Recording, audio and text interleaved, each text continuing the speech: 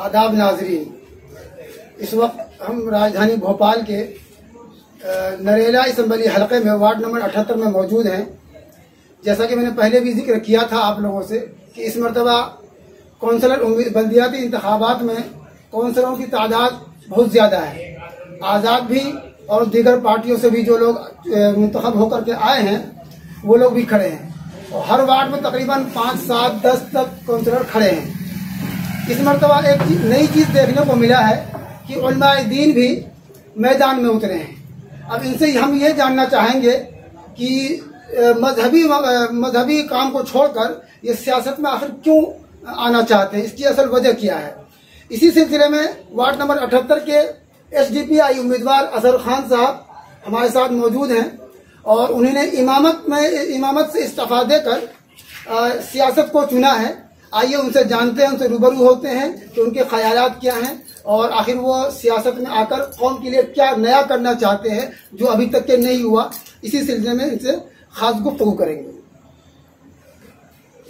मौलाना, सबसे पहले तो हम आपको उर्दू चैनल में आपका इस्तकबाल करते हैं और खैर मकदम करते हैं और आपसे ये जानना चाहते हैं कि आखिर आपने मजहबी काम को छोड़कर सियासत का इंतखाब क्यों किया। अस्सलाम वालेकुम रहमतुल्लाह। सबसे पहले तो हम आपके बहुत बहुत शुक्रगुजार हैं कि आपने जो है नाक़ीमती वक्त निकाला।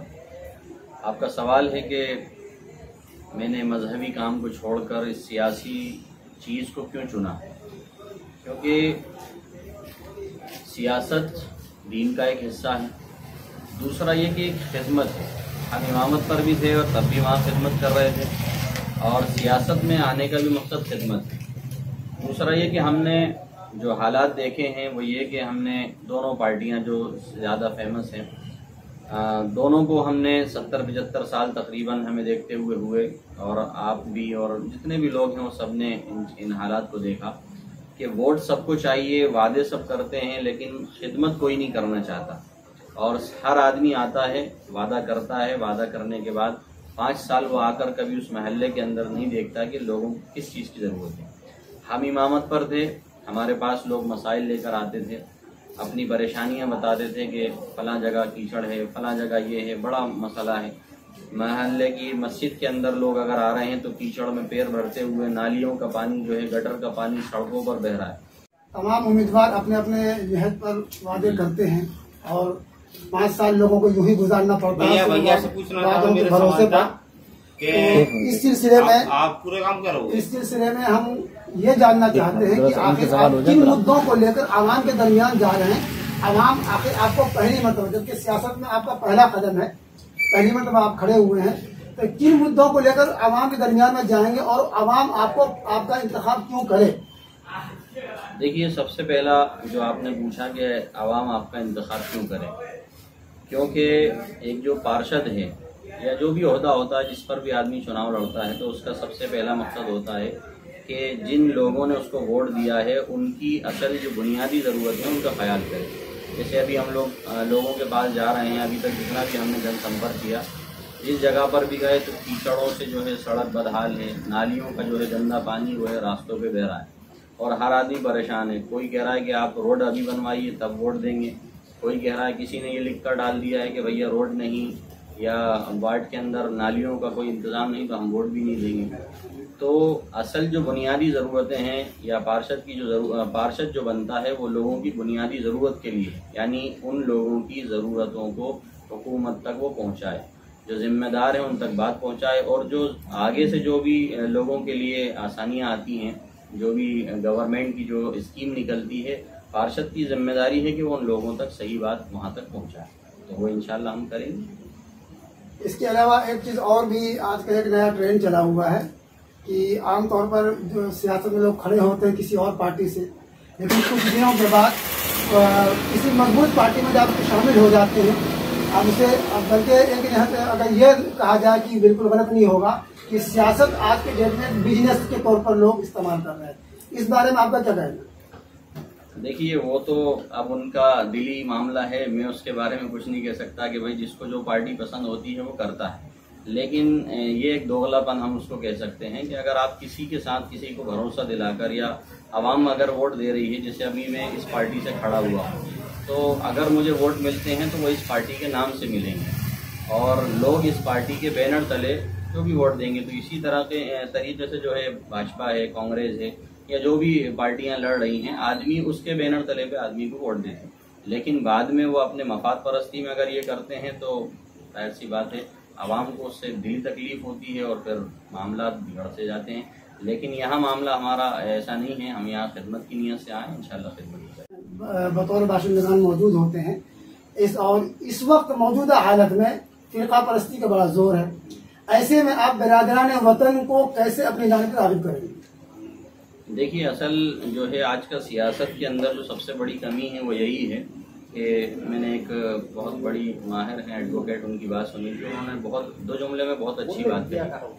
एक ये कि इंसान जो है इंसान का वक्त और ज़माने का कोई फासला नहीं होता, बल्कि फासला जब बनता है जब आप एक दूसरे की गमगुसारी करना छोड़ देते हैं। तो जब आप एक दूसरे के गम में शरीक होंगे, एक दूसरे की खुशियों में शरीक होंगे, एक दूसरे का ख्याल रखेंगे, इस तरीके से आपने और हमने देखा कि कोरोना के अंदर लोगों के अंदर इंसानियत जागी थी। उस वक्त धर्म नहीं था, उस वक्त मजहब के ऊपर किसी का फोकस नहीं था, बल्कि सब इंसानियत को जो है बढ़ावा दे रहे थे। ये वक्त हम और आप जानते हैं, इंशाल्लाह जब हम सबके पास खिदमत की नीयत से पहुँचेंगे और काम करेंगे तो इंशाल्लाह सब जो है।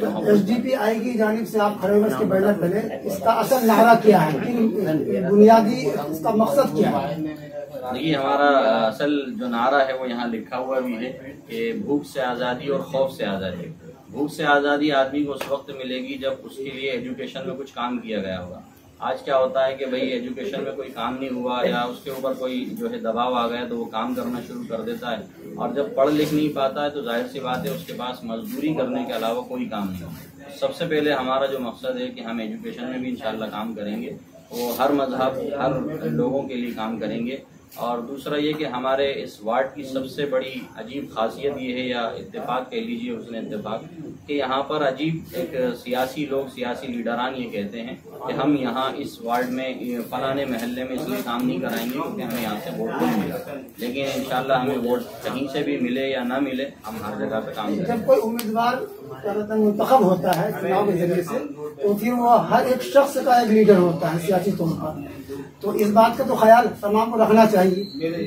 हाँ, कहने का मकसद यही है कि जब आप वोट आपको कहीं से मिले ना मिले, लेकिन एक वो पब्लिक की चॉइस थी, उसने किसी ने आपको वोट दिया, किसी ने दूसरे को दिया, आपकी किस्मत अच्छी थी कि आप निकल गए।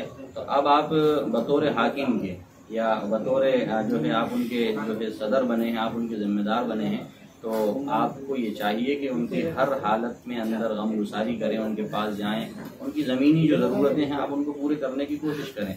न ये कि आप ये जज्बा करते फिरें और ये कहते फिरें हमें इस महल्ले से इस इलाके से वोट नहीं मिला है। लेकिन शायद मेरा ये कहना सही होगा कि ये दोगलापन है। आप आखिर मौलाना के साथ हम देख रहे हैं, आखिर क्या वजह है कि आप उनके साथ खड़े हैं? हम मौलाना को इसलिए हम जिताना चाहते हैं कि बेहतर काम करेंगे इंशाल्लाह, जो अभी तक के लोग नहीं कर पाए। आपकी उम्मीदें क्या हैं उनसे? बहुत उम्मीदें मोहल्ले के हैं, अपने इसी वाइड के हैं, ये उम्मीदें उनसे कि यहाँ काम से पहले करेंगे। बहुत अच्छी बात। आप बताएं, आपकी क्या राय है इनके बारे में? इन्हें जीतना चाहिए या कितना अवामी साथ मिलना चाहिए? आप लोगों को कितना साथ है इनका? अवामी साथ मिल रहा है, लोग ज़्यादा तादाद में साथ में हैं और हर जगह जाते हैं तो हम ये माहौल देखते हैं कि गंदगी और वो नाली हर चीज़ें बहुत ज़्यादा बिगड़ी हुई हैं। ज़्यादातर जो इलाके हैं वो ना उन जगहों पे नालियाँ हैं ना रोड हैं, ज़्यादातर गंदगी ज़्यादा है। लगभग शहर भोपाल के अंदर गांव का मज़ा आता है देखा जाए तो। एक दौर में जब गांव के अंदर जो कीचड़ हर चीज़ें मौजूद हुआ करती थी, वो शहर भोपाल के अंदर आपको हर गली में मिल जाएंगी और वार्ड 78 के अंदर ज़्यादा तादाद में मिलेंगी। मौलाना को हम इसलिए जिताना चाहते हैं कि इंशाअल्लाह ये अच्छे से अच्छा काम करेंगे। नाज़रीन, ये थे अजहर खान साहब जो बेबाकी से अपनी बात सामने रख रहे थे, अपने अज़ाइम बता रहे थे। अब देखते हैं ये 6 जुलाई को पोलिंग होगी, उसके बाद इनकी किस्मत देखेंगे कि ये जीतते हैं या हारते हैं, वो एक अलग बात है। लेकिन अब जिन अज़ाइम को इन्हें सामने रखा है अब उस पर कितना ये काम कर पाते हैं नहीं कर पाते हैं, लोगों को कितना राग़िब कर सकते हैं, ये तो आने वाला वक्त ही बताएगा। हम फिर एक नई न्यूज़ के साथ हाजिर होंगे, तब तक इजाज़त दीजिए। आदाब।